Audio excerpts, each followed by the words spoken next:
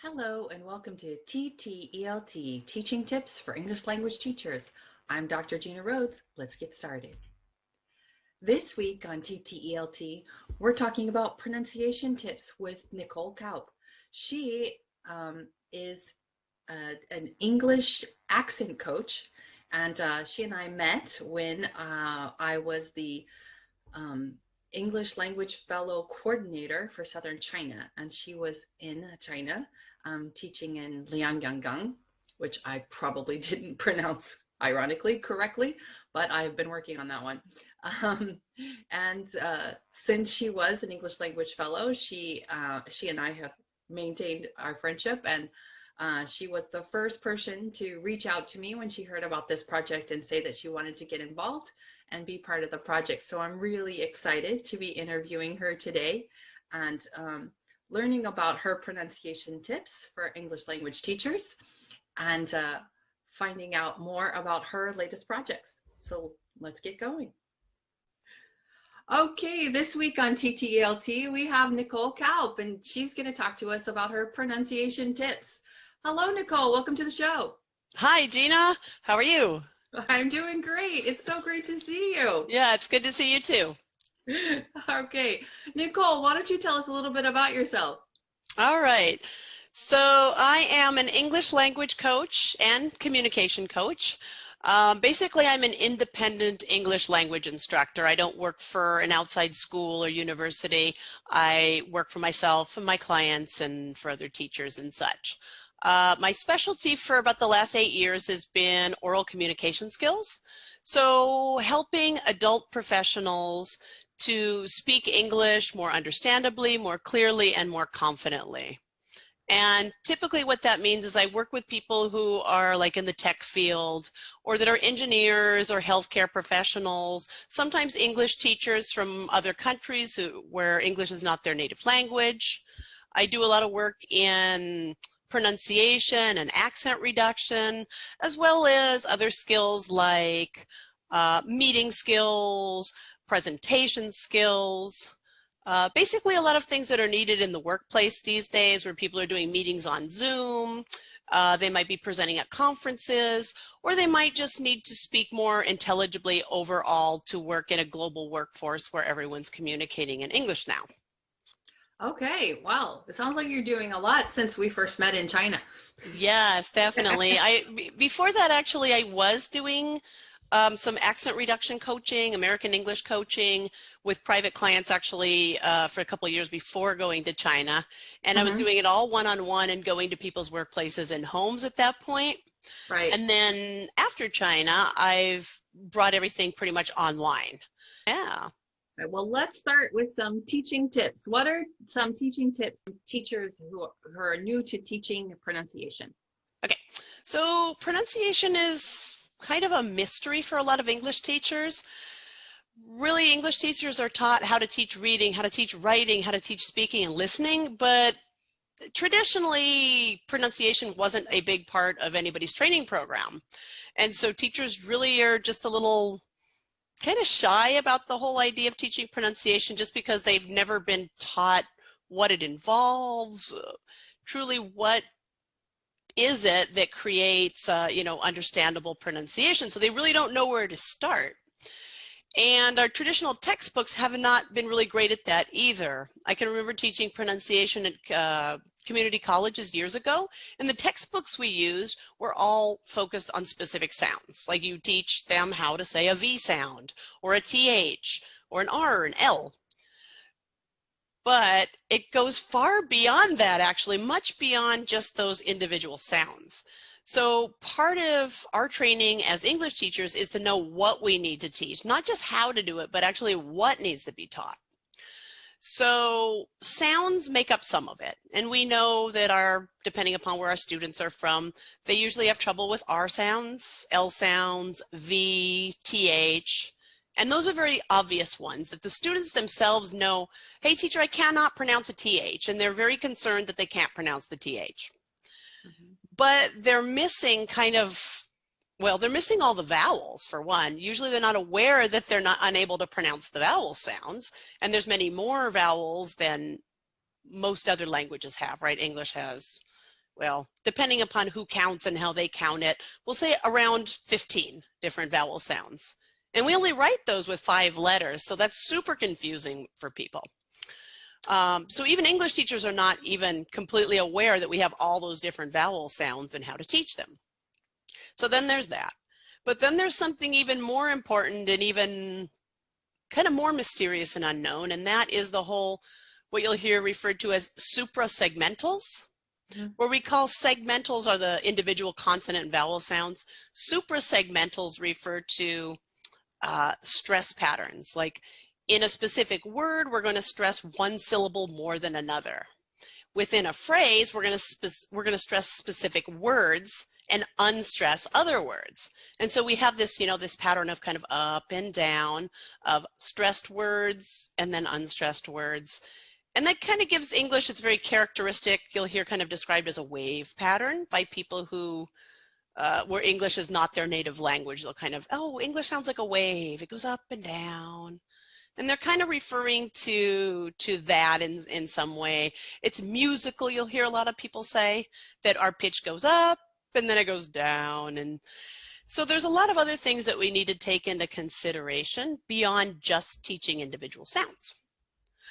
So as teachers, you need to be aware of this, kind of what goes into English pronunciation. Our segmentals, our suprasegmentals, vowels, consonants, stress, connecting words, pitch. There's all these different varieties. So in the classroom, I would say the main thing that you want to do if you're introducing new vocabulary to your students, one of the things you want to do is make sure that they know where the stress points are in the word. When my student said something along, oh, life is really odd these days, and, we can't do anything in person, and, I'm looking forward to when the vaccine comes out. And I was talking to him, and he's going on, and he keeps talking, and I'm thinking, the what?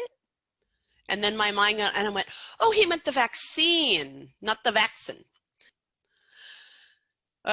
Another one that's come up before is, oh, what's your opinion?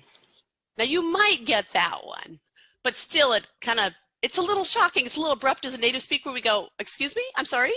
And it usually it's a big kind of obstacle in the conversation when somebody says opinion, and you just go, it's a little shock, communication just kind of broke down right there.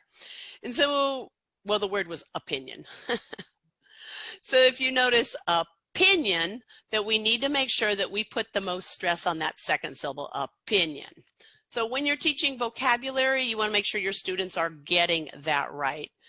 And you might not necessarily have to explicitly tell them that the main stress is on the middle syllable, but if you model that and correct it in theirs, and show them the pronunciation, they may just pick it up on their own without you needing to actually explicitly teach that. So definitely making sure that the stress is in the correct part of the word is probably the #1 thing for intelligible speech. That I know that was a really long answer, wasn't it? But it was a great answer. That's okay, awesome. Good. Okay, good. All right. Well, I'm glad that you were able to answer that question and give us lots of teaching tips to help us with our pronunciation. And now I'd really like you to tell us how teachers can encourage their students to work on the pronunciation outside of class. What are some good ways to help them when they're not in the classroom? Yeah, exactly. So a big part of that is encouraging learners to actually enjoy the language, right? As you know, motivation is super important, and to get students to engage with the material. If they enjoy what they're doing, they're going to do it more. They're going to put more effort into it, do it longer, and do it in a joyful way where it's fun. It's not a chore. So what I really encourage my students to do, and usually they kind of giggle and snicker when I say it, but I say, sing. And I'm serious about this. Singing, I think, is one of the most effective ways of acquiring the natural rhythm of a language without even thinking about it. You're not thinking about it. You're not thinking, oh, what was the rule? I can't remember that rule again. You're just doing it, and you're doing it joyfully, and your energy is high, and it's natural and it's fun. And that's actually when I learned Spanish, actually, I loved the music. And I would, I mean, this was, I mean, decades ago, but I would drive my parents crazy with my Mexican rock music and pop music. I just play the same songs over and over again in my room, and I'm singing along and I'm having a good time. And um, before this, I remember my high school Spanish teacher making a, you know, kind of a snarky comment that, you know, my accent really was terrible. You know, in Spanish, like, yeah, yeah. Basically, so I was like, oh, okay. But, you know, I didn't care. I was like, you know, teenager, who cares, whatever. So then I go to Mexico, you know, I get into the music and I'm having a good time and I'm singing. And, you know, a few years later, I go back to Mexico and people are like, where are you from? You know what I mean? They're like thinking like I could potentially be a native, but they can't quite, you know, figure out where. So I'm like, no kidding. I mean, like singing. I mean, I attribute it to singing. I mean, then again, I had Spanish speaking friends and, you know, did some more things, but I loved it. It was my hobby. You know, I'm always working on it. And I wasn't consciously thinking I need to improve my pronunciation. I was just having a good time. I'm just singing along to the music and things happen and it just kind of sinks in over the time and you develop that rhythm kind of naturally. So singing also, if they can make friends with people in, you know, in English and just have more contact and more immersion in that, and it kind of sinks in over time. Some people do really need to be told to imitate, like pay attention and repeat exactly as you're hearing, because some people would just, you know, happily speak the way they kind of think things are said based on the spelling. Mm-hmm. And as you know, our spelling can be pretty crazy and people will just read things based on our spelling.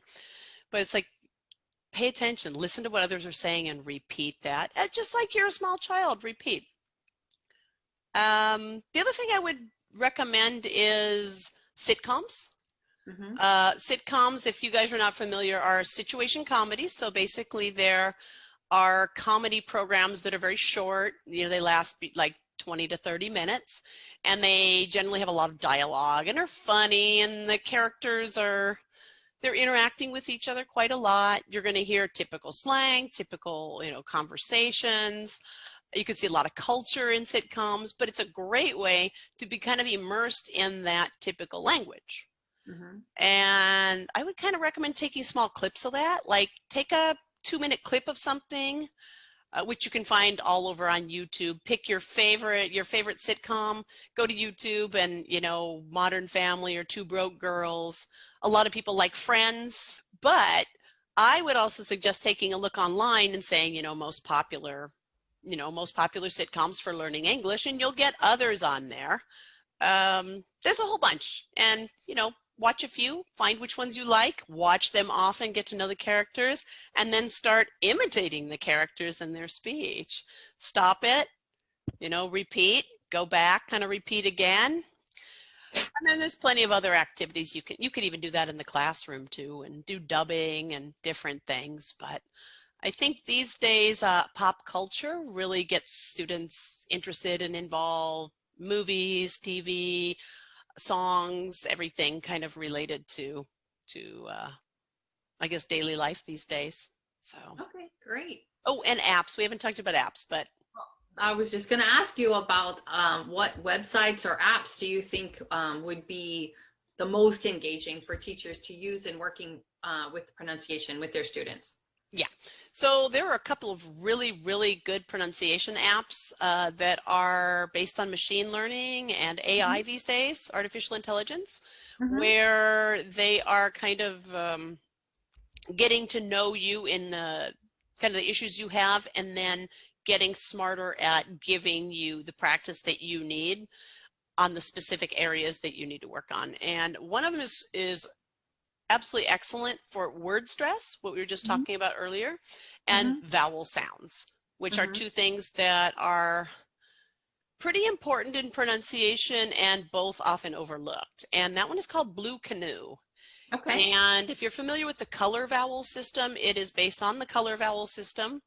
And it's an app that just came out, I would say, in the last year, I guess, at this point. And a lot of teachers are using it these days. So this is one that it's fun. There's a lot of little games inside of it that you can play to help you get used to the vowel sounds and also the word stress. So they use like hand gestures on the word stress, and each vowel is named for color. You have black cat, right? You have the a sounds. You have that A in black cat. You've got rose boats, you have the O and the O. And so each pair of words gives you the typical spelling of that sound and then kind of helps you get used to the actual motion and using it. So that's a really cool app. And then another one that my students like quite a bit is called Elsa Speak. And this one is more like at the phrase level, where it records your speech and then says, oops, you didn't quite get your R right. Oh, here, let's try that again. And like, oh, here, you missed the short E sound. It really is starting, it sounds like your S sounded like ah. And so it gives you feedback, but it's telling you, well, we heard this when you should have said this. That's and great. So that specific feedback, I know students have found really, really helpful too. And Blue Canoe does the same as well. It'll say, oops, you said the red pepper sound instead of the black cat sound. Or you said the olive sock sound when you should have been saying the, what's the other one? Cup of mustard sound. Oh. So it puts it in very like, you did this and it should have been this.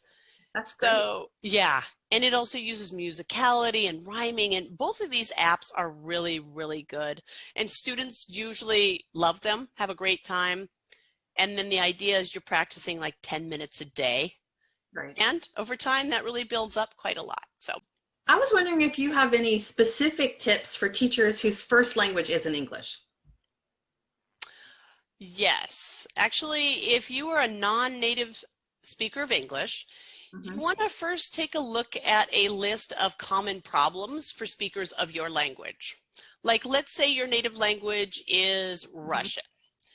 You'll want to take a look, do a little bit of research on the internet, and find a list of common issues in English pronunciation for Russian speakers. And the same, if you are a Chinese speaker, look up, common problems for Chinese speaker. Well, you're particularly like Mandarin or Cantonese, or common issues in pronouncing English. And you should find quite a bit on the internet that will specifically say, these are the consonants, these are the vowel sounds that you're likely to have trouble with. And there might be a little mention of more of the rhythm and melody aspects, but likely those lists usually focus mostly on sounds.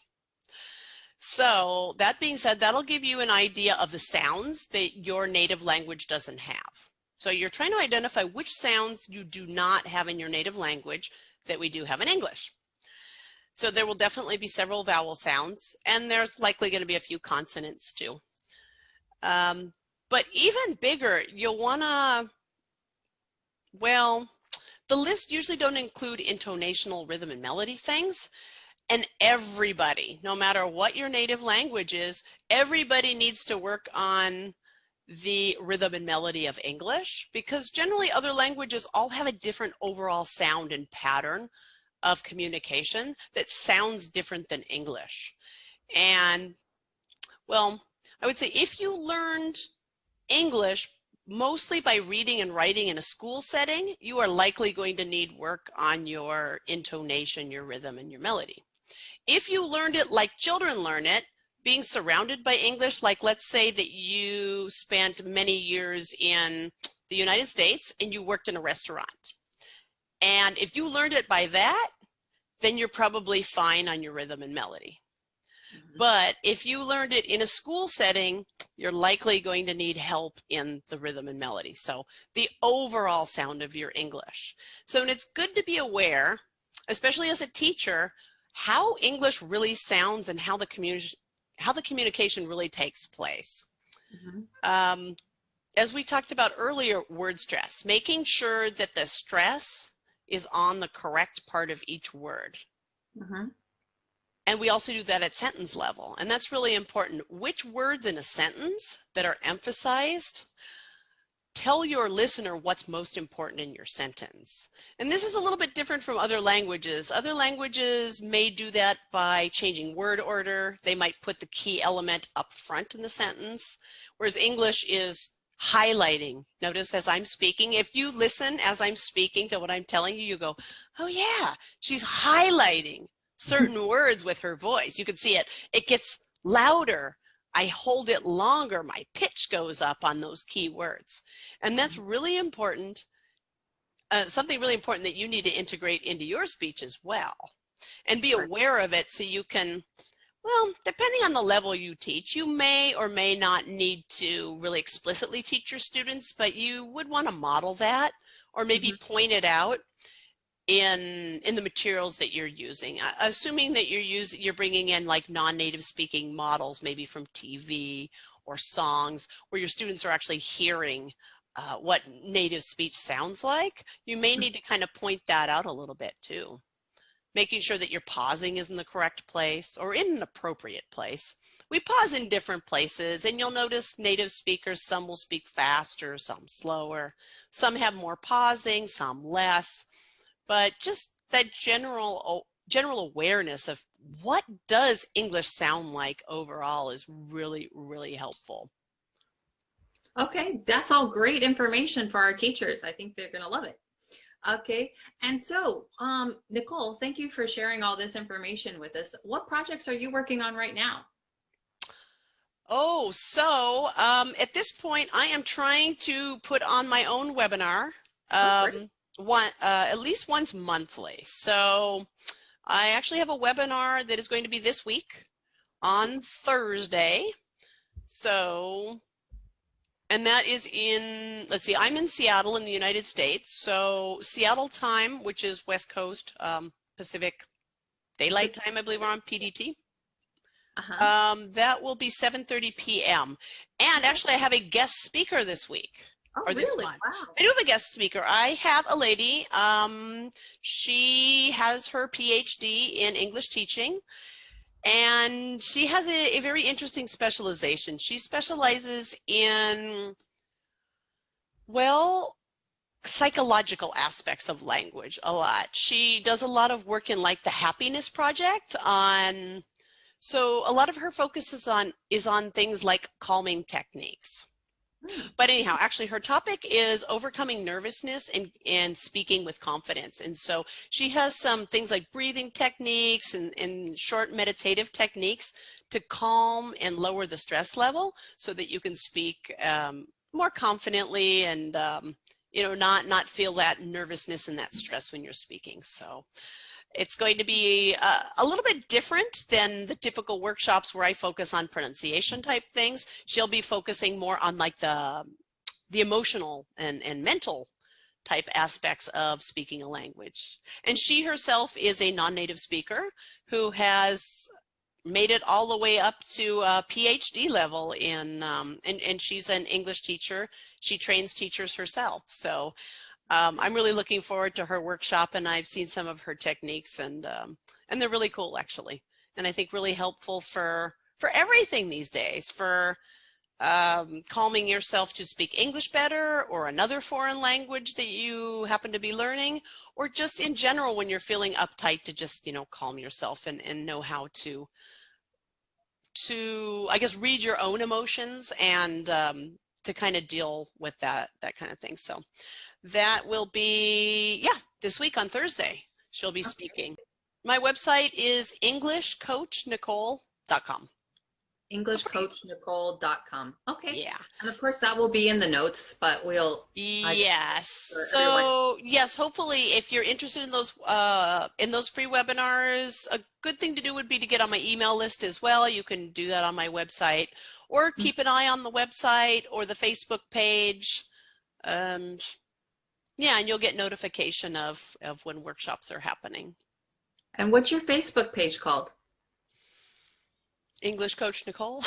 English Coach Nicole. That's a good name. I'm thinking, exactly. Yeah, and my YouTube is actually English with Accent Coach Nicole. Excellent. I've kind of gone through a few different variations of my name, so you'll find a few different things out there. Oh, That's and for the teachers out there, if you're interested in learning more about the rhythm and melody of English and all about word stress and sentence stress and how to connect words, reductions, pitch, and all those sorts of things, I do have some inexpensive online classes that you can take a look at on Udemy, which is an online teaching platform as well. To kind of at least maybe educate yourself in how things work and even work on your own speech if that's something that you'd like to do. Okay, so you do have a couple of courses on Udemy? I do. Okay, and Yeah. we'll put those in the notes as well. Okay. Yeah, that would be kind of like a nice starting point if you like video-based classes. Okay, Nicole, what were the dates that you had for the TTELT pronunciation workshop?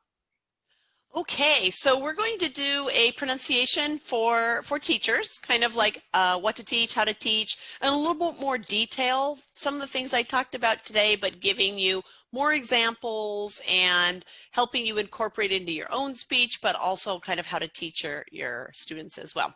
And we are looking at Friday, November 20th at 4 p.m. And that's my time. That is United States West Coast time. I'll put the times in the notes, and I'll put it all also in GMT so that everybody can easily convert from GMT. Yeah. Yes. Perfect. All right. Well, thank you so much, Nicole, for taking time to be with us today. It's been great. And thank you again for being on TTELT. All right. Thanks, Gina. I'm really excited to be part of this project because I know it was really providing teachers with something they really need and professional development and getting that constantly and continuously and in a very easy form, podcast, YouTube, and I think it's really needed, especially for those of us ESL teachers where there sometimes is not very specific things just for us. So yeah, I'm really happy to be part of this project. So I think it's going to be really useful to a lot of people.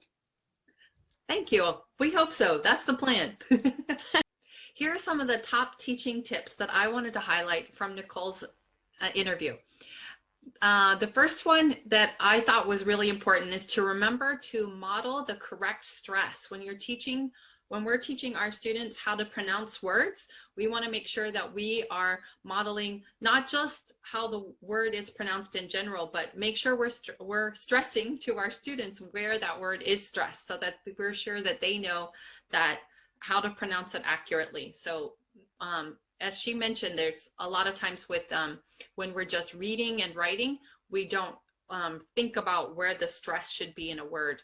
And I think also not just word stress, but also within a phrase or within a sentence where the stress would be, and to think about that when we are teaching our students and remembering that there is a melody to English. I think that was another key point.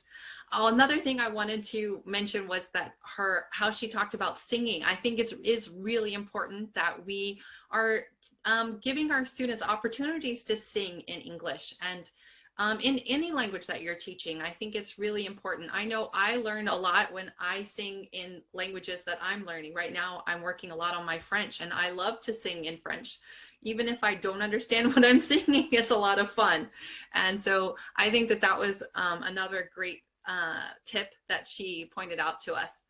And another key tip is to watch TV in the language that you want to learn. And I think the more that you are watching sitcoms and shows in that language, and she mentioned a lot of great ones, but I think I also agree with her that it's important to watch something that you're interested in, something that you would watch in your language already. Watch it in English so that you're interested in it. And it does, the more you watch it and you learn the characters, the easier it is to kind of imitate their melody and rhythm, so that you can improve your English. One thing that I've done is have my students choose someone that they want to imitate and do in class. They choose any character that they want on TV or in a movie, and then imitate them. It's a lot of fun. Okay, and another two things, and of course these websites are going to be in the notes, but Blue Canoe and Elsa Speak, I think, were the two websites that she mentioned that I wanted to reiterate to you that this is great for teachers, for us to go to help with our students' pronunciation, but also to help our students go to these websites so they can work on these on their own. So these are some important things that we can take away from this awesome interview from Nicole. Another important thing to remember is that Nicole has graciously agreed to do a TTELT workshop just for us, just for TTELT listeners. So we're going to get a workshop from Nicole on pronunciation tips, and she's going to help us with some activities that we can do. We get to practice doing the activities that we could do again with our students. And this is going to be on November 20th at 11 p.m. GMT. So as you know, I do everything GMT since that never changes, and our clocks often do. So if you look at where you are in the world against the GMT, it's going to be November 20th at 11 p.m. GMT, which is 4 p.m. Pacific Daylight Savings Time, which is what we're in right now. And so it'll be on Friday evening for Nicole. And if you're in the Western Hemisphere, it will be on Friday evening. But if you're with me in the Eastern Hemisphere, we're going to have it on Saturday morning. So it's 10 a.m. for me in Australia. So it might be like 8 a.m. if you're in China or Philippines. So I think it's a pretty good time for most of us to be available. So please don't forget to sign up for TTELT workshops. And if you're on our TTELT workshop list, then you'll get an invitation to this workshop on November 20th. This week, I want to thank our fellow teaching and podcasting colleagues and friends who have taken the time to interview me this week on their podcast. So if you'll go to Inspiring Educators or go to Armin's English Language Fellow podcast, you can hear my interviews this week. And so I was really excited to be interviewed by them and to have the opportunity to spread the word about TTELT. So please support them and listen to these episodes and listen to their other episodes. I'm sure they would love to have your subscription as well. So please subscribe and listen to these awesome episodes with inspiring educators and the interesting tips and stories from other English language fellows that you can hear on Armin's podcast as well. So if you would like to be interviewed or share your ideas for teaching tips on TTELT, have a journal article that you've recently written or a blog that you want to share and have us discuss, or if you want to recommend someone for me to interview, I have lots of great interviews coming up. But if you would have ideas for other people that you would like interviewed, let me know.